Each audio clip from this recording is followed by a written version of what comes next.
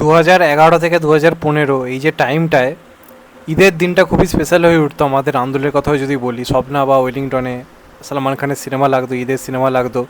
এবং তখন রীতিমতো আমাদের এখানে যে বাইক বা বিভিন্ন যে যানবাহন যেগুলো রয়েছে সেগুলো আন্দুল রোড আর কি যেটাকে বলা হয় তাকে, মূলত সরি আন্দুল রোড না, আন্দুল বাজার মার্কেট মূলত যেটাকে বলা হয় থাকে, সেখান থেকে সব কিছু যাওয়া বন্ধ করে দেওয়া হতো।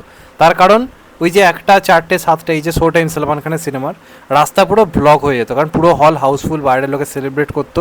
এরকম ঘটনা আমি আজ থেকে 6-7 বছর আগেও ঘটতে দেখেছি, মানে নিজের আন্দোলনের বুকে দেখতে গেছি। আজকে সেই রাস্তা দিয়ে যাচ্ছি, কোনো রকম কোনো যানজট নেই, রাস্তায় পুরো ফাঁকা, টোটো পর্যন্ত যাওয়া আসা করছে, তার কারণ পুরোপুরি হল ফাঁকা।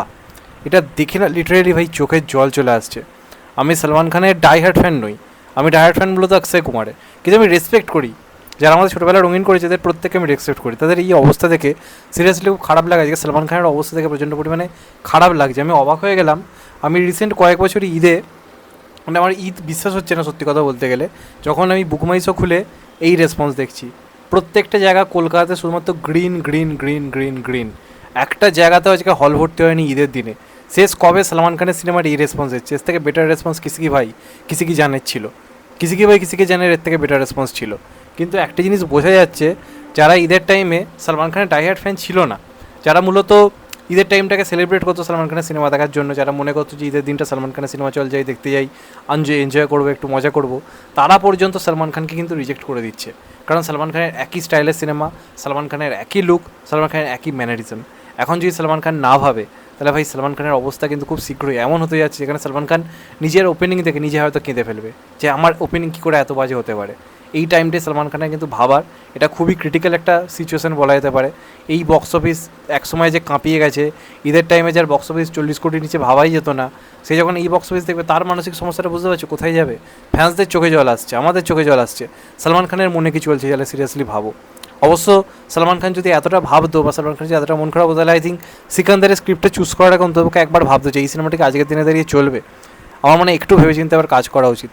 তো আজকে ঈদের যদি বক্স অফিস নিয়ে কথা বলি, হয়তো সলমান খানের রিসেন্ট টাইমে সবচেয়ে বাজে উইকেস্ট ঈদ বক্স অফিস আজকে হয়তো আসতে চলেছে। কালকে যে রেসপন্স ছিল তার থেকে হয়তো সামান্য একটু বেশি, মানে কিছুটা হলেও বেশি, তবে সকালে এবং দুপুরের রেসপন্স খুবই বাজে। কালকে যদি 50% অকুপেন্সি থেকে থাকে মর্নিংস হয়ে, আজকে সেটা 5 থেকে 10%-এ নেমে এসেছে ঈদের দিনে। মানে অনেকেই রয়েছে যারা ঈদের দিনে কিন্তু সলমান খানের সিনেমা এনজয়মেন্ট পাওয়ার জন্য দেখতে যেত, তো তারা আজকে ঠিক করছে কি চলো ভাই বাড়িতেই থাকি, দরকার নেই। প্রথম কথা, বিভিন্ন জায়গাতে তো অ্যাভেলেবেল হয়ে গেছে।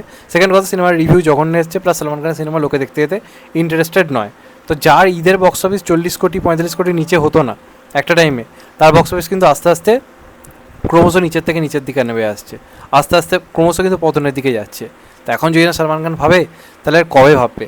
এই দশা থেকে সত্যি খারাপ লাগছে। সলমান খানের কোনো দিন ঈদ বক্স অফিস এত বাজে হতে পারে কল্পনা করা যায় না। তো প্রথম দিনের সিনেমাটা যেটা ওভারঅল কালেকশন করেছে, যেটা বিভিন্ন ট্রেড অ্যানালিস্টরা বলছে মোটামুটি 30 কোটির কাছাকাছি, যেটা কোনো অংশে খারাপ বলা যাবে না, অনেকের কাছে এটা একটা স্বপ্নের ওপেনিং কোথাও গিয়ে, সেখান থেকে দাঁড়িয়ে সেটাকে অবশ্যই অ্যাকসেপ্টেবল। কিন্তু সলমান খান ব্র্যান্ডের সামনে সেই বক্স অফিসটা খুবই ফিকে হয়ে দাঁড়াচ্ছে, কারণ লোকটা বক্স অফিসের ডেফিনেশন পাল্টে দিয়েছিল একটা টাইমে। এই জিনিসটা সবারকে মাথায় রাখতে হবে।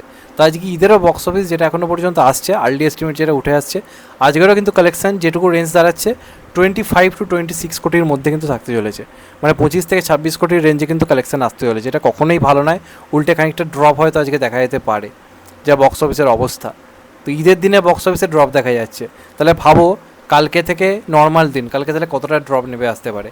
কালকে দিনটা কিন্তু আসল দিন, কালকে যদি কালেকশন 10 কোটিও না ছুতে পারে, বুঝে নিতে হবে এই সিনেমা ওয়াশ আউট, আর কিছু করার নেই। আজকে ঈদের দিন লোকে তাও একটু সেলিব্রেট করে, বিভিন্ন জায়গাতে সলমান খানের একটা ফ্যান বেস এখনও রয়েছে, তারা দেখছে। তো সেই ফ্যান বেসের ওপর ভিত্তি করে কদিন আজকে এই যে 30 কোটির ওপেনিংও যে নিয়েছে, সেটা কিন্তু ফ্যান্সদের দৌলতে। নিউট্রাল অডিয়েন্স যতক্ষণ না সাপোর্ট করছে, আজকে 30 কোটি বক্স অফিস ভিকি কৌশলও দিয়ে দিচ্ছে। ভিকি কৌশল আজকে 30 কোটির বক্স অফিস দিয়ে দিচ্ছে, সেখানে সলমান খান যদি 25 কোটির ডে বাই ডে কালেকশন দেয় ঈদের দিনে দাঁড়িয়ে, সেটা কি কখনো ভালো বক্স অফিস বলা যায়? কখনোই বলা যায় না। তো এবার যদি না সলমান খান বোঝে, তাহলে আর কিছু বলার নেই। এরপরেও যদি সলমান খানের সিনেমা এই রেঞ্জের হয়, তাহলে বুঝে নেবে যে আরও কম বক্স অফিস আসতে চলেছে। কারণ কিসি কি ভাই কিসি কি জান থেকেই লোকের প্রতি লোকের এক্সপেকটেশন নষ্ট হয়ে গেছিলো, কিছুটা বজায় ছিল সিকান্দারের প্রতি, পরিচালক যেহেতু ভালো ছিল, সেটাও যখন এত খারাপ হলো, তাহলে এরপর তো স্বাভাবিকভাবে এক্সপেকটেশন আরও নামবে।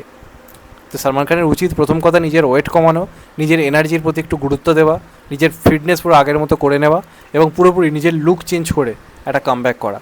জানি না সলমান খানের কাছে এই জিনিসগুলো কতটা গুরুত্ব পাচ্ছে কিনা, কিন্তু ইমিডিয়েট আমরা যারা অডিয়েন্স তারা চাই সালমান খানটা প্রপারলি কামব্যাক করুক। এটা সালমান খানের ঈদের বক্স অফিস হতে পারে না, আনএক্সপেক্টেড বক্স অফিস, জাস্ট ধ্বংস হয়ে যাবে একটা বক্স অফিস। তোমাদের এটা নিয়ে কি মতামত অবশ্যই কমেন্টে জানিও। চ্যানেলটা নতুন হলে চ্যানেলটা সাবস্ক্রাইব করে দিও and get the bell icon. ভালো থেকো সবাই, টেক কেয়ার, নমস্কার, আবার দেখা হবে। এখনও তো ভাই সবাই ভালো থেকো, সুস্থ থেকো, নমস্কার, টেক কেয়ার, আবার দেখা হবে, ভালো থেকো।